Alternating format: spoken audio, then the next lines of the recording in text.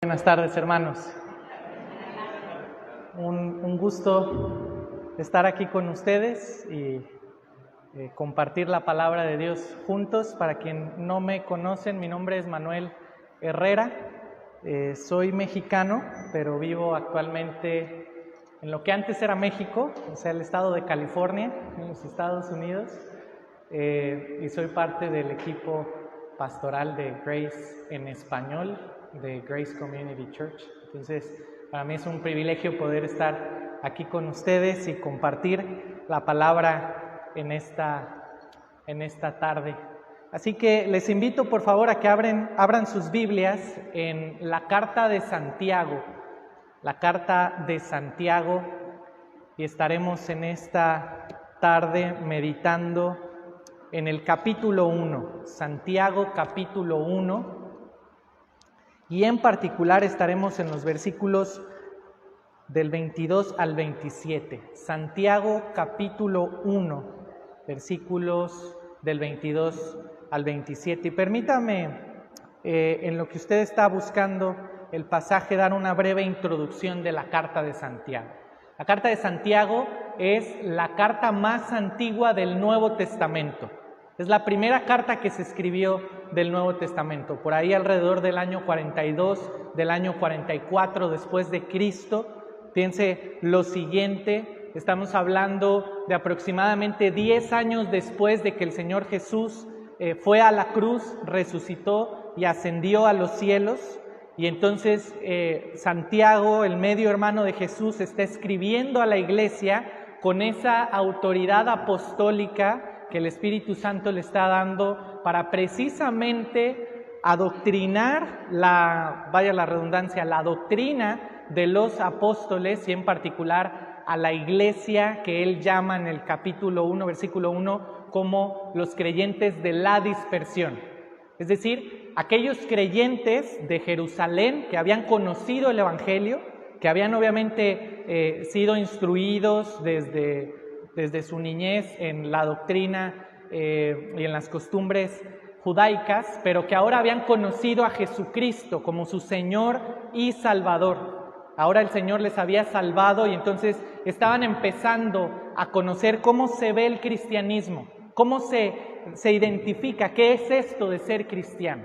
Y precisamente el Espíritu Santo inspira a Santiago, a Jacobo, a escribir esta carta con ese propósito de instruir en particular a la iglesia, a los nuevos creyentes, a los creyentes que estaban ahora siendo dispersados, que estaban saliendo de Jerusalén hacia otros lados, a que vivieran una vida reflejando el carácter de Cristo. Si pudiéramos resumir la carta de Santiago en 2 palabras, la resumiríamos con las siguientes 2 palabras: fe y obras.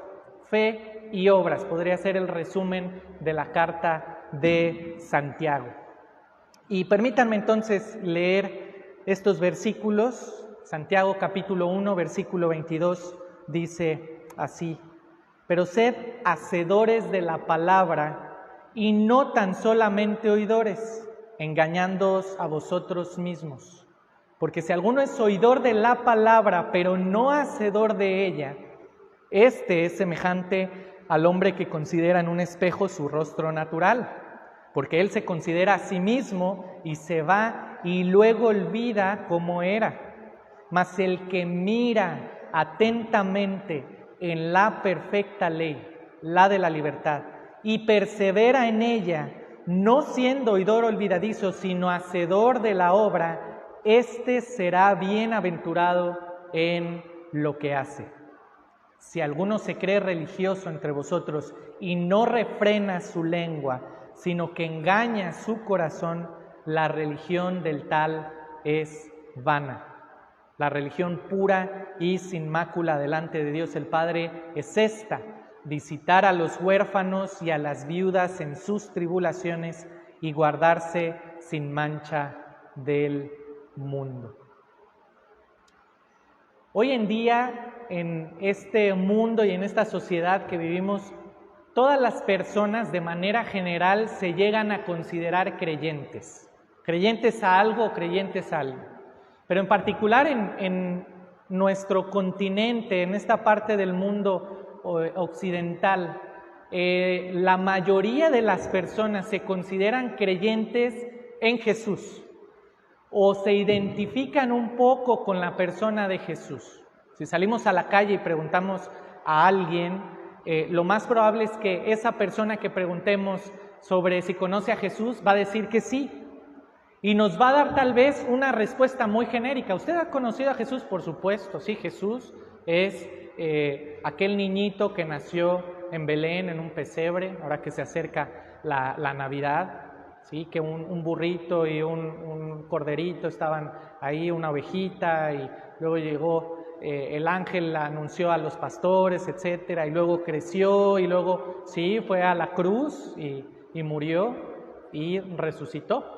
Una respuesta genérica.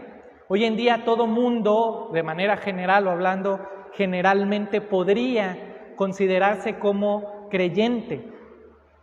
Y es que estamos precisamente ante una enseñanza aquí de parte de Santiago que nos apunta precisamente a pensar cómo hay un distintivo entre aquel que profesa ser creyente, que profesa conocer a Jesús, pero que realmente no lo es. Es decir, ¿cuál es la diferencia entre el verdadero creyente y entre aquel que tiene un conocimiento intelectual de la persona de Jesucristo? Y me gustaría comenzar poniendo la siguiente analogía, ya que este es el país por excelencia del fútbol. Y de manera personal, si usted me conociera un poquito más, sabría que yo no sé absolutamente nada de fútbol. Si usted conoce a una persona mala o que es mala jugando fútbol, yo soy peor que esa persona. Y si usted conoce a una persona que no conoce nada de fútbol, yo sé todavía menos que esa persona. Pero ya que sé que ustedes saben un poquito más que yo, quisiera hacer la siguiente pregunta. ¿Qué tareas es capaz de hacer o qué tareas le corresponden a un jugador de fútbol que está jugando como portero? Ustedes podrán decir tal vez un listado de varias cosas respondiendo a la pregunta, pero creo que es evidente que las tareas que el portero es capaz de hacer son completamente distintas a las tareas que un defensa es capaz de hacer. ¿Estamos de acuerdo? Y si nosotros queremos tener un partido de fútbol exitoso, no vamos a poner aquella persona, aquel jugador que ha invertido tiempo, que ha invertido años en prepararse como defensa en la portería, ¿cierto? Ni tampoco vamos a poner al mejor portero a ocupar la posición de defensa. ¿Estamos de acuerdo? Pero ambos están dentro de la cancha, ambos están jugando con distintas categorías. Ahora quiero poner otro ejemplo. Si estuviéramos en un concierto de la banda que usted más prefiera y empezamos a observar a los instrumentistas que están ahí, observamos al guitarrista haciendo bellos arreglos, bellas partes de solo, y luego vemos al vocalista cantando, y luego vemos a la persona tocando la batería. ¿Qué pasaría si nosotros le pedimos al guitarrista que se ponga a tocar la batería? ¿O qué pasaría si ponemos al baterista a cantar? Evidentemente el concierto sería completamente distinto, ¿sí? Y sería un total fracaso. Nosotros queremos que la persona que está preparada y que coloquialmente decimos, no sé si ustedes utilizan esta expresión, que nació para cantar o que nació para tocar la guitarra o que nació para tocar la batería, obviamente ocupe su respectiva posición. Así es en la iglesia cuando hablamos en términos de nuestra forma de conducirnos. Y a lo que quiero llegar es lo siguiente, que aún dentro de la iglesia podemos tener a personas que profesen conocer intelectualmente al Señor Jesucristo, pero que evidentemente no están dando un resultado, una vida que da un resultado que refleje justamente ese conocimiento genuino de Jesucristo. La carta de Santiago apunta en repetidas ocasiones a esa exhortación de demostrar una fe práctica. El creyente necesita demostrar una fe que es una fe no nada más intelectual, no nada más confesional, sino una fe precisamente práctica.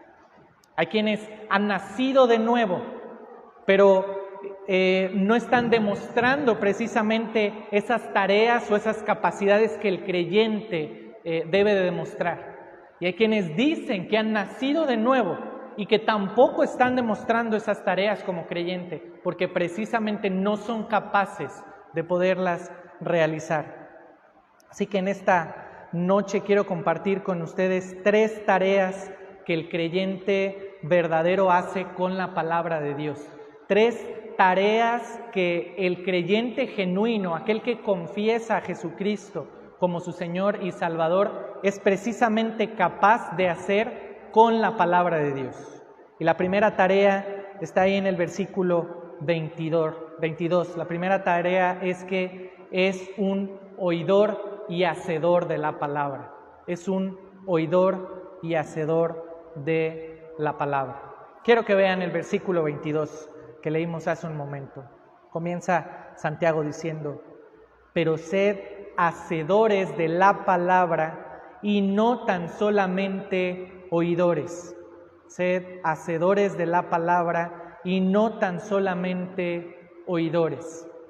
Santiago está exhortando, número 1 aquí, a la iglesia a precisamente ser oidores de la palabra. ¿Dónde vemos esto? En el versículo 19. Vean brevemente el versículo 19. Ahí Santiago les está diciendo: por esto, mis amados hermanos, todo hombre sea pronto para oír, tardo para hablar, tardo para airarse. Y justamente en el versículo 21 les exhorta: desechando toda inmundicia y abundancia de malicia, recibid con mansedumbre la palabra implantada, la cual puede salvar vuestras almas. Santiago primeramente está exhortando a los creyentes a escuchar, a oír la palabra de Dios. Pero vean el versículo 22, cómo complementa cercanamente esa actividad de oír la palabra de Dios, de recibir la palabra implantada de Dios, junto con una acción. Y por eso dice: pero sed hacedores de la palabra. En el original, este término hacedor es igual a practicante. Sean no solamente oidores, sino practicantes de la palabra de Dios. Probablemente algunos de ustedes han tomado alguna clase en la escuela, en la universidad, etcétera, donde no necesariamente aparecen en la lista, sino que son estudiantes que llamamos oyentes. ¿Cuál es la diferencia entre un estudiante oyente y un estudiante que está en la lista? Bueno, es que el oyente no tiene un compromiso de hacer las tareas o los deberes que debe de hacer el estudiante que aparece ahí en la lista. Entonces, la intención que Santiago está teniendo aquí es precisamente remarcar eso. No ser solamente estudiantes oyentes de la palabra de Dios, sino que al mismo tiempo que estamos oyendo la palabra de Dios, necesitamos practicarla. Necesitamos ser oidores y practicantes de la palabra de Dios. La exhortación que Santiago hace aquí precisamente da evidencia de que el verdadero cristiano se caracteriza por eso. El verdadero cristiano se caracteriza por ser un oidor, hacedor de la palabra de Dios. Ahora, quiero que vean brevemente en 2 Timoteo capítulo 4. 2 Timoteo capítulo 4, porque precisamente Pablo aquí acompaña esta verdad que Santiago está dando a la iglesia en el versículo 3. 2 Timoteo capítulo 4, vean el versículo 3. Pablo advierte por qué es la necesidad de que el creyente tenga que ser un oidor y un hacedor de la palabra. Versículo 3, 2 Timoteo 4, 3. Porque vendrá tiempo cuando no sufrirán la sana doctrina, sino que teniendo comezón de oír, Se amontonarán maestros conforme a sus propias concupiscencias y apartarán de la verdad el oído y se volverán a las fábulas. El tener una comezón por oír la verdad, por oír la palabra de Dios, no es garantía precisamente de que estamos en la fe. Ahora, cualquier parecido con la realidad es mera coincidencia. Hoy en día vemos en el mundo mega iglesias, entre comillas, que se denominan iglesias donde van miles de personas. Y van, se sientan, cantan, escuchan el sermón de 20, 25 minutos a lo mucho y salen y empiezan a vivir su vida completamente como el mundo.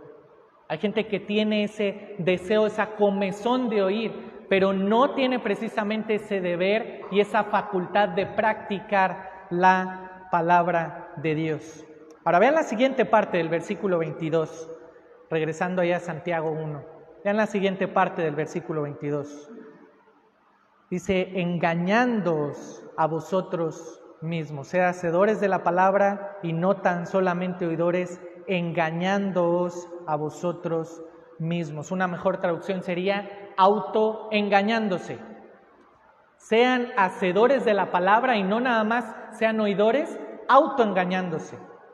El término aquí que utiliza Santiago para decir engañarse a ustedes mismos también podría traducirse como autojustificándose, tratándose de autojustificar. Es el mismo término que tal vez aquellos ingenieros o matemáticos utilizan para las justificaciones matemáticas o algebraicas que hacen en sus ciencias.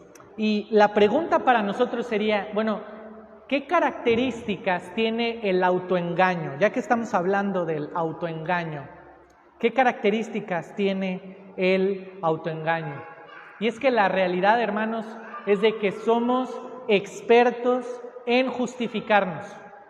Somos expertos en justificar cualquier tipo de nuestra conducta. Nos equivocamos, nos justificamos. Hacemos algo o no hacemos algo y nos justificamos. Aún delante de Dios. Señor, es que tú sabes que yo hoy me sentía cansado y anoche me quedé mucho tiempo despierto y tú sabes, Señor, que yo estaba cansado, por eso no fui a la iglesia.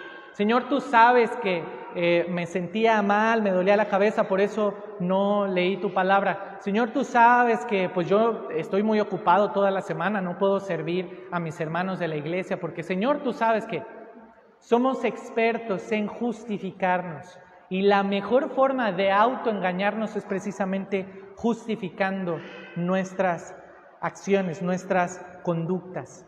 Y de ahí precisamente es donde sale este concepto de legalismo o este concepto del otro extremo del cristiano carnal, que justifica su conducta de cualquier forma para no ser precisamente un hacedor, practicante de la palabra de Dios. ¿Cuál es el distintivo o cuál es la forma preventiva para no ser creyentes que nos engañemos a nosotros mismos, como describe Santiago en el versículo 22? Aquí está la respuesta y es una palabra: examinación. Examinación. Esta es la forma preventiva para no ser creyentes que simple y sencillamente escuchan la palabra de Dios y no la practican porque vivimos autojustificándonos. La examinación. Segunda a los Corintios capítulo 13, versículo 5, Pablo exhorta a los creyentes a examinarse a ustedes mismos si están en la fe. Ahora, ¿cómo se consigue esto? Por medio precisamente de la dirección de la palabra. La palabra tiene que ser el canon en el cual nosotros debemos examinar nuestro corazón y ver si verdaderamente estamos en la fe. Y si en verdad estamos en esa fe verdadera, en esa fe genuina, entonces eso se tiene que ver reflejado en una fe práctica, en una fe activa, en ser hacedores de la palabra de Dios. Ahora, algo muy particular de Santiago es que Santiago es un excelente profesor. Y una virtud de un profesor es que el profesor explica lo que enseña. Y algo que admiramos de Santiago desde el capítulo 1 y en toda la carta es que da una verdad doctrinal importante, completamente práctica. Es una carta de teología práctica y que en el momento en el que explica esa verdad doctrinal, inmediatamente después utiliza un ejemplo. Vean el versículo 23. Aquí Santiago da el ejemplo de cómo luce aquel que es un oidor, pero que no es un hacedor de la palabra de Dios, sino que se está autoengañando. Vean el versículo 23. Porque si alguno es oidor de la palabra, pero no hacedor de ella, este es semejante al hombre que considera en un espejo su rostro natural, porque él se considera a sí mismo y se va y luego olvida cómo era. Esta es la analogía del autoengaño. Ahí esas palabras que Santiago utiliza cuando dice que se considera, que esta persona se considera a sí mismo, etcétera, tiene esta connotación de observar detenidamente. Pensemos en los espejos del primer siglo, hermanos. Pensemos en los espejos del año 42 después de Cristo. Eran espejos completamente distintos a los nuestros. Tal vez era solo un pedazo de metal, de cristal refulgente que apenas alcanzaba a delimitar una silueta. Entonces, para que una persona aprovechara al máximo ese espejito del primer siglo, seguramente tenía que observar detenidamente, detalladamente. Y piensa en lo siguiente, porque estoy seguro que usted, antes de venir aquí a la iglesia o de salir de su casa, una de las cosas que hizo fue verse en un espejo, ¿cierto?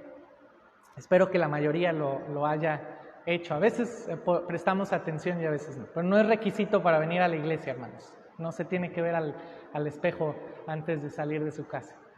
Pero si en este momento cerráramos los ojos y tratáramos de imaginarnos o imaginar cuál fue la última imagen de nosotros frente al espejo, seguramente ya la olvidamos. Aunque recordemos la ropa que traemos, etcétera, la memoria reciente de nuestro cuerpo no es capaz de delimitar a detalle, con precisión, todo lo que nuestros ojos vieron frente a ese espejo. Esta es la imagen que Santiago está dando de aquel creyente, entre comillas, que escucha la palabra de Dios, pero que no es capaz de ser un hacedor y por lo tanto esa palabra completamente queda olvidada. Es una palabra o es una verdad de Dios que queda precisamente olvidada, que con el tiempo se olvida, así como la imagen del hombre frente al espejo. Entonces está hablando de aquellos que miran precisamente a detalle, que miran cuidadosamente la palabra de Dios, pero que aún así no son capaces de cambiar, que aún así siguen viviendo su vida como si nunca hubieran conocido a detalle la palabra de Dios.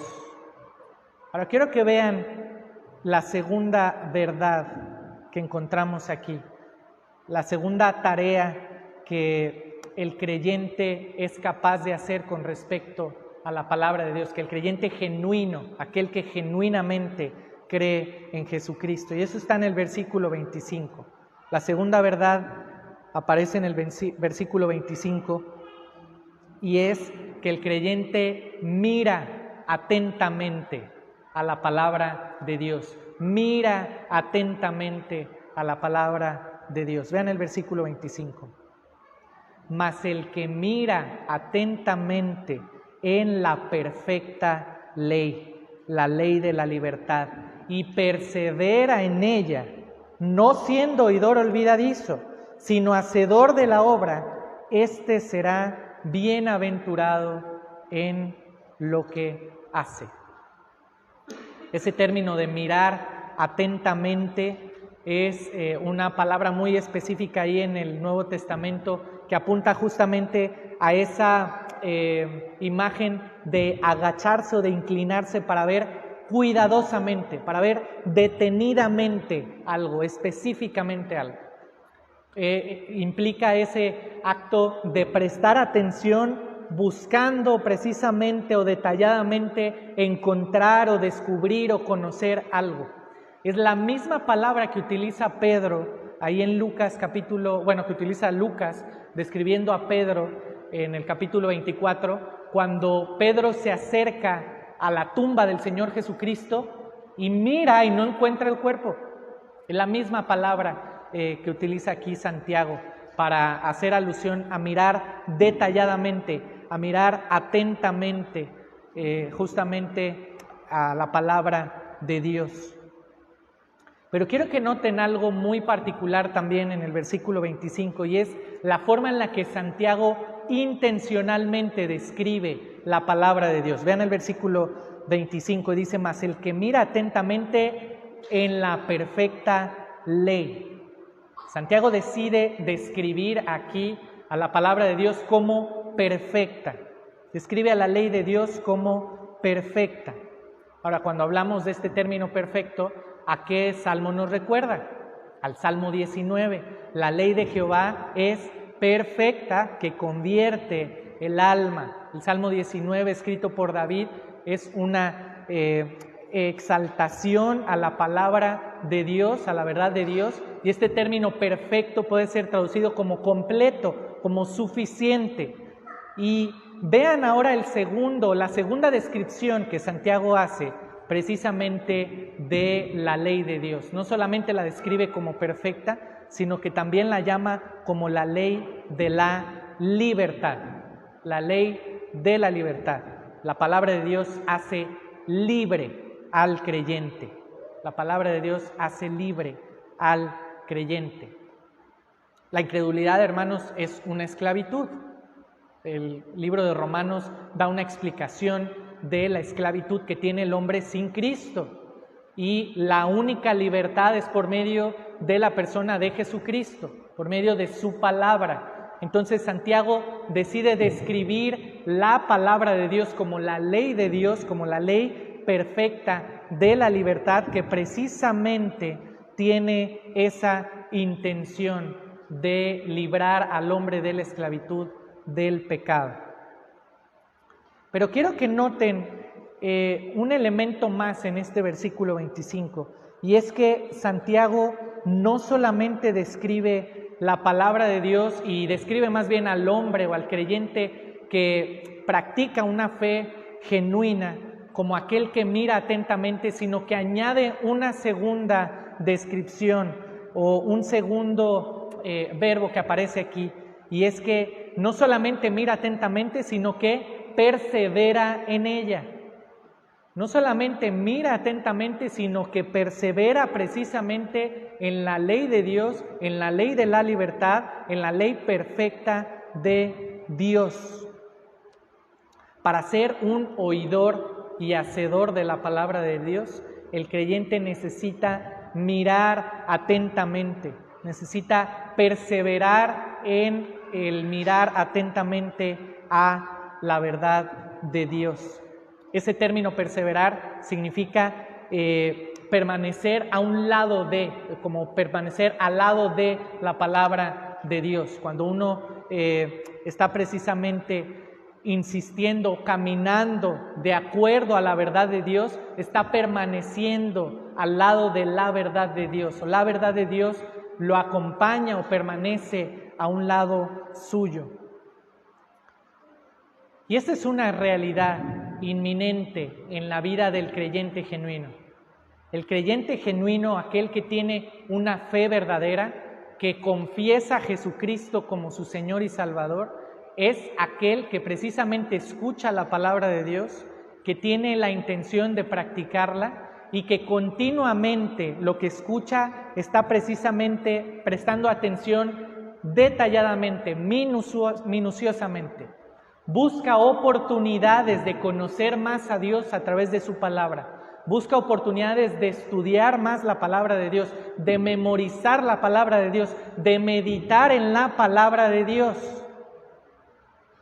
Pero no solamente se queda con ese comportamiento intelectual, sino que lo acompaña a un lado suyo, persevera precisamente en la verdad de Dios. Se queda con la teoría y la lleva precisamente a la práctica. Ahora, hermanos, esta realidad tiene una promesa. Esta realidad tiene una promesa. Vean el versículo 25 al final de este versículo. Esta es la promesa. Este será bienaventurado en lo que hace. Este será bendecido en todo lo que hace. Sería una mejor traducción. Aquel que mira atentamente a la ley perfecta, a la ley de la libertad, y persevera, la acompaña en todos sus caminos, es aquel que será bendecido en absolutamente todo. Ahora, la pregunta para nosotros sería, ¿por qué? ¿Por qué es que hay una promesa como esta para aquel que mira atentamente en la ley de Dios y persevera en ella? Creo que la respuesta es bastante obvia. La explicación está en que hace absolutamente todo lo que la palabra de Dios dice. Y ahí hay bendición. ¿Qué es lo que va a anhelar aquella persona que busca mirar atentamente y perseverar en la palabra de Dios? Va a anhelar fervientemente lo que Dios anhela. Va a buscar primeramente el reino de Dios y su justicia. Va a buscar que absolutamente todo en su vida, así sea el comer o beber, que todo sea para la gloria de Dios. Por eso hay bendición. Por eso hay, lógicamente, evidentemente, hay bendición en eso. Recuerden ese bello salmo que dice: deleítate a sí mismo en Jehová y Él te concederá las peticiones de tu corazón. Un salmo precioso, una verdad preciosa, una declaración preciosa, pero un texto completamente sacado de contexto, que en muchos círculos evangélicos lo escuchamos, hasta lo cantamos, no voy a cantar, pero lo cantamos y qué hermoso: deleítate a sí mismo en Jehová y Él te concederá las peticiones de tu corazón. Señor, por favor, dame el Ferrari que siempre he querido, dame ese carro que siempre he querido, último modelo, porque tu palabra dice que tú vas a conceder las peticiones de mi corazón. Bueno, es una evidencia que no te estás deleitando en el Señor. Si tus anhelos, tus motivaciones, tus afectos no están en línea con la ley perfecta, la ley de la libertad, la ley de Dios, entonces evidentemente no vas a ver bendición en tu vida. Vas a persistir justamente en el fracaso que el mundo ofrece. Lo que hace el creyente que mira atentamente y persevera en la ley de Dios se resume en una palabra: obediencia. Obediencia. Eso es lo que hace el creyente genuino. Obedece a la palabra de Dios, la medita, la estudia, la memoriza. Eso lo lleva a practicarla y esa práctica se resume en obediencia. Vive comprometido con la ley de Dios. No compromete el resto de su vida con la palabra de Dios, sino que la palabra de Dios se ve comprometida a impactar absolutamente todas las áreas de su vida. La ley de la libertad, la ley perfecta, la ley completa, acompaña precisamente toda decisión, toda acción, todo motivo, todo deseo de su vida.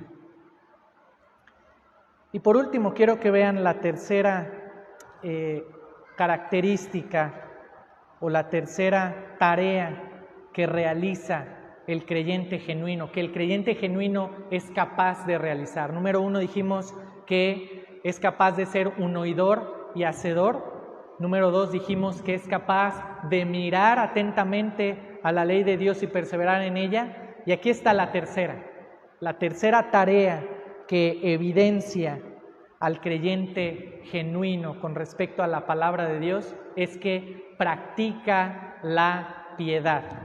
Practica la piedad. Quiero que vean el versículo 26. Vean el versículo 26.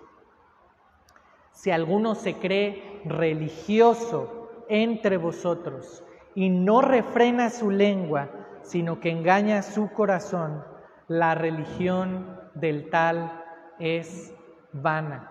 La religión del tal es vana. Aquí hay una advertencia. Aquí Santiago está haciendo una advertencia a aquellos que se dicen ser creyentes, aquellos que se dicen ser cristianos, aquellos que dicen tener fe en Jesucristo, aquellos que probablemente estaban dentro de las iglesias, que se reunían junto con los creyentes genuinos. Santiago está haciendo una aclaración y una advertencia fuerte aquí, diciéndoles: si alguno de ustedes se cree religioso entre vosotros y no refrena su lengua, sino que engaña su corazón, la religión, la profesión de tal es vana. Es en vano todo lo que haga. Ahora quiero hacer un paréntesis aquí. Cuando vemos este término de religión, hoy en día la imagen que aún dentro de la iglesia tenemos de este concepto de religión se ve permeada por el catolicismo romano, sobre todo nosotros que vivimos en Latinoamérica. Y pensamos en religión y tenemos esta imagen litúrgica del catolicismo romano, etcétera. Más ustedes argentinos, que el Papa es argentino, qué privilegio. No se crean, pero oremos por él, que el Señor le salve. Entonces, tenemos esta imagen de religión y lo primero que tal vez permea en nuestra mente es esta imagen litúrgica. Y entonces, como creyentes genuinos, como evangélicos, hacemos una distinción y hasta decimos, bueno, es que el cristianismo no es una religión. El cristianismo es una forma de vida, decimos, o el cristianismo es, etcétera, y evitamos el término religión. Bueno, hermano, no se deje intimidar por el catolicismo romano o cualquier otro tipo de supuesta religión o secta o movimiento pseudoevangélico. La palabra de Dios utiliza el término religión. Aquí está la religión verdadera y ahorita lo vamos a ver en un momento. Pero precisamente Santiago utiliza esta idea de religión para exhortar a los que están dentro de la iglesia a vivir una fe genuina, una fe práctica. Y la primera explicación, la primera evidencia que acompaña a esta práctica de la piedad de aquel creyente que vive bajo la ley de Dios es precisamente, de acuerdo con el versículo 26, es que el creyente no refrena, mejor dicho, que el creyente refrena su lengua. El creyente busca refrenar su lengua. Este término que Santiago utiliza para refrenar la lengua es esta imagen de las bridas que los caballos utilizan o que los jinetes ponen en los caballos para precisamente desde la mandíbula frenar al caballo para que se detenga, jalarlo, poner una cierta presión para que el caballo se detenga. Eso es lo que está queriendo ilustrar Santiago al decir, aquel que se dice ser religioso pero no es capaz de refrenar su lengua, entonces está engañando su corazón y por lo tanto su religión es vana. Ahora la pregunta para nosotros es, ¿por qué hablar de la lengua? ¿Por qué Santiago quiere instruir a describir al creyente genuino que es capaz de practicar la piedad y comienza enlistando como número 1 que el creyente debe ser capaz de refrenar su lengua? Bueno, recuerde las palabras del Señor Jesús ahí en Lucas capítulo 6, cuando dice que de la abundancia del corazón habla la boca. De la abundancia del corazón habla la boca. La lengua es un distintivo muy confiable. La lengua es un distintivo muy confiable, muy evidente de lo que hay en el corazón del hombre.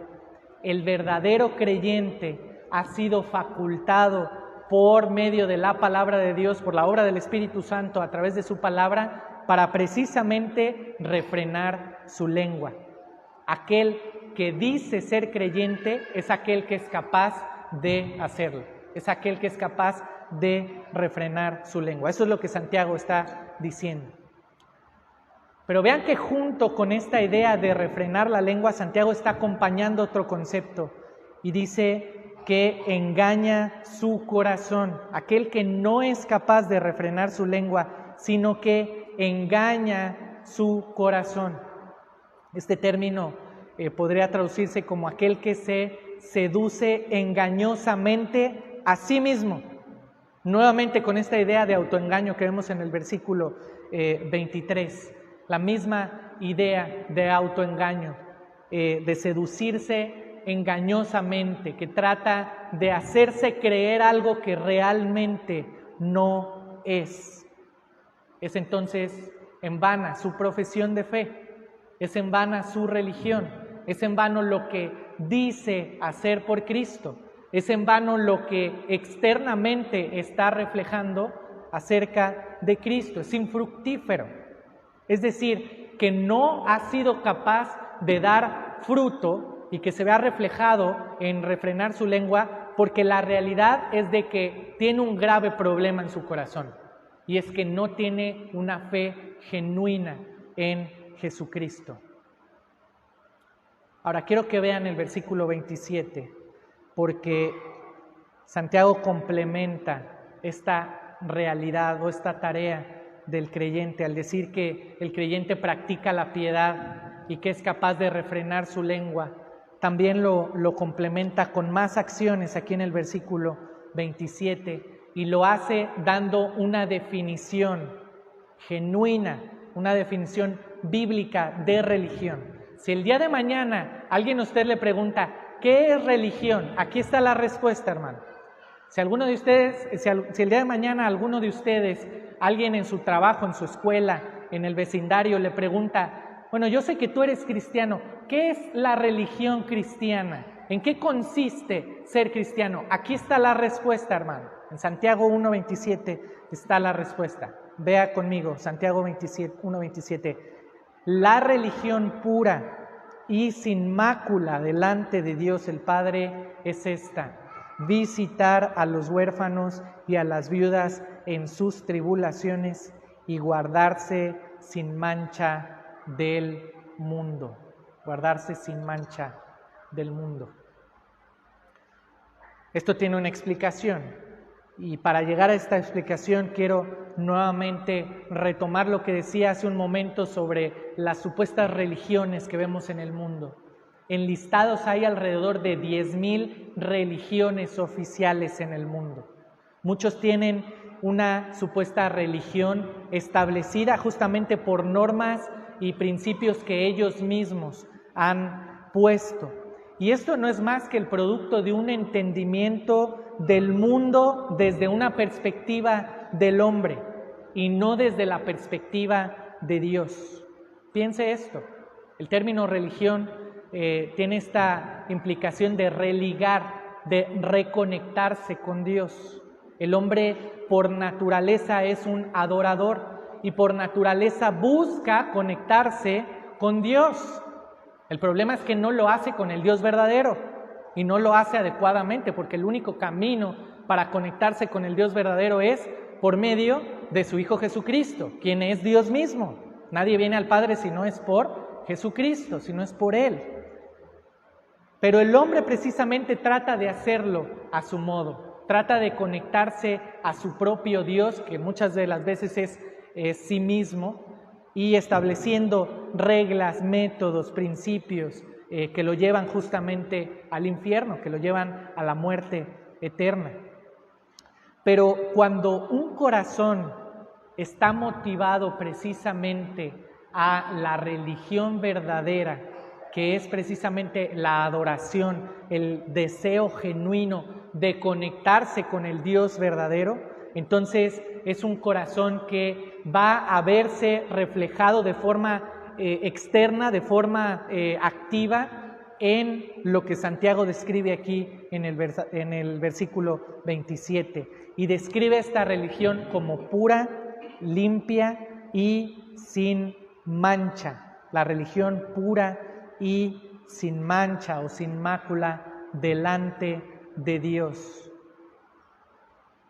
La religión verdadera es aquella religión que solamente es capaz de conectar al hombre con Dios por medio de Jesucristo. Esa es la religión pura, sin mancha, sin mácula, sin imperfección. Es aquella religión que es capaz de producir un fruto práctico, un fruto activo en la vida del hombre.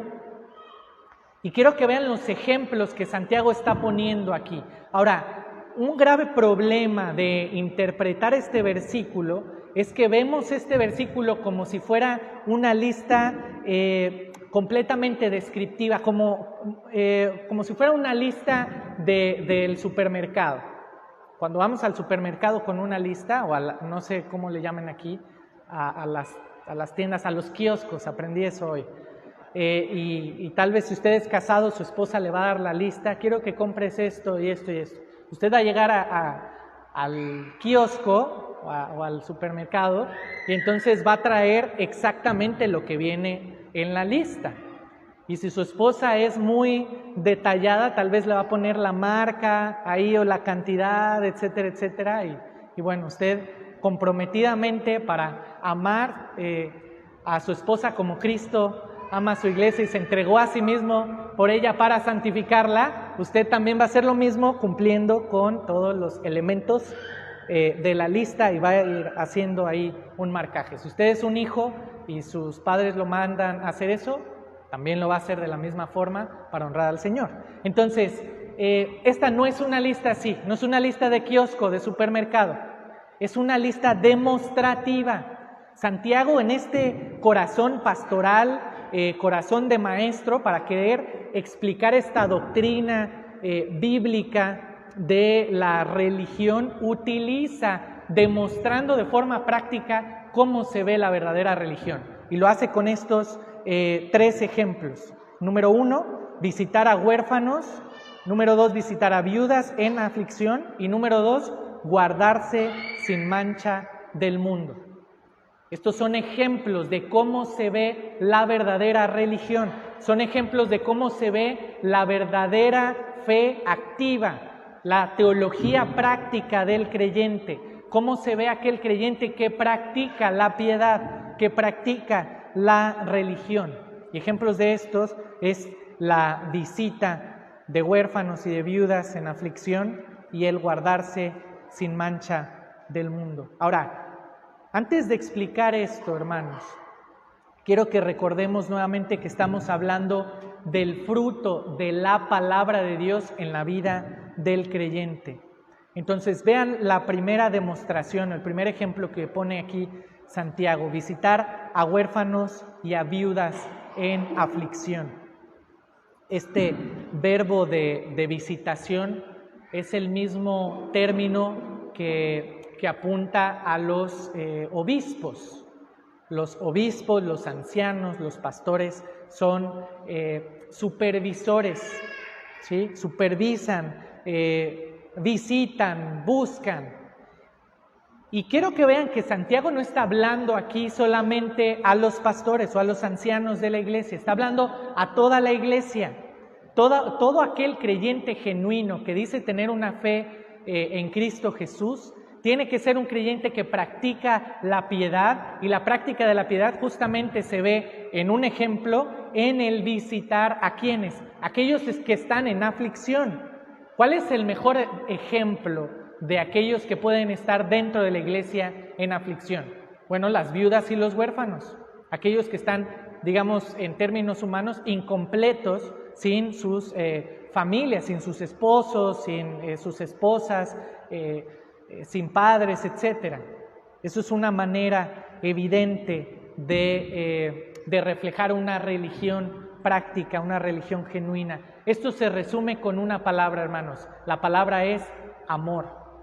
La verdadera religión es una demostración activa de amor. La primera carta de Juan, toda la primera carta de Juan, pero en particular el capítulo 4, hace una descripción genuina de un creyente que ama. Amados, amémonos unos a otros. ¿Por qué? Porque el amor es de Dios. Todo aquel que ama es nacido de Dios y conoce a Dios. Y luego hace el contraste. El que no ama no ha conocido a Dios. ¿Por qué? Porque Dios es amor. Eso es una evidencia genuina.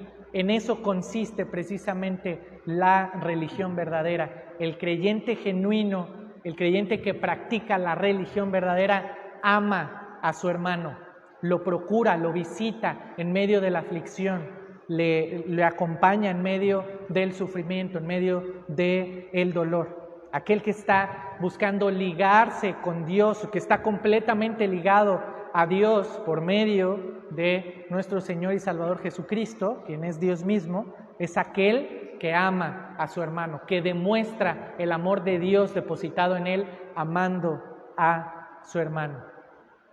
Y el segundo componente, o tercer componente, mejor dicho, que vemos aquí, o tercer ejemplo, es que se guarda sin mancha del mundo. Se guarda sin mancha del mundo. Santiago está apuntando aquí a una pureza moral y espiritual. Repito, una pureza moral y espiritual, a una santidad precisamente sin mancha y sin tacha. ¿Sí? Una santidad pura y sin mancha, como describe al principio de este versículo. Esa es la verdadera religión, cuando el creyente está buscando completamente apartarse, puramente, sin mancha, sin contaminación del mundo. Apunta esta pureza o esta búsqueda de pureza moral en todos sentidos y esta búsqueda de pureza espiritual. Ahora, esto no significa ser ermitaños y escondernos del mundo, sino significa precisamente actuar con sabiduría en medio del mundo, reflejando el carácter de Cristo, reflejando el amor de Cristo, acompañado desde luego del Evangelio, que es poder de Dios para salvación. Así que, hermanos, un verdadero creyente cumple con estos requisitos. Un verdadero creyente es un oidor hacedor de la palabra. Un verdadero creyente mira atentamente, escudriña atentamente la palabra de Dios y persevera en ella. Y un verdadero creyente practica la piedad, practica la verdadera religión, amando y guardándose del mundo. Recuerde que el punto de Santiago es hacer justamente esta distinción. Y hermanos, esta es una oportunidad para nosotros en esta noche de examinarnos a nosotros mismos, si en verdad estamos en la fe. Si en verdad la confesión de fe que yo he hecho, la confesión que he hecho de creer en Jesucristo, va verdaderamente siendo acompañada de un creyente que es hacedor, de un creyente que persevera y un creyente que practica la piedad. Piense lo siguiente, ¿alguno de ustedes ha visto a un pato volar? Yo lo he visto en una ocasión solamente. Los patos están facultados para volar, tienen alas grandes, pero normalmente los vemos en estanques o los vemos en porciones de agua. Y a veces podemos comparar nuestro cristianismo como un pato.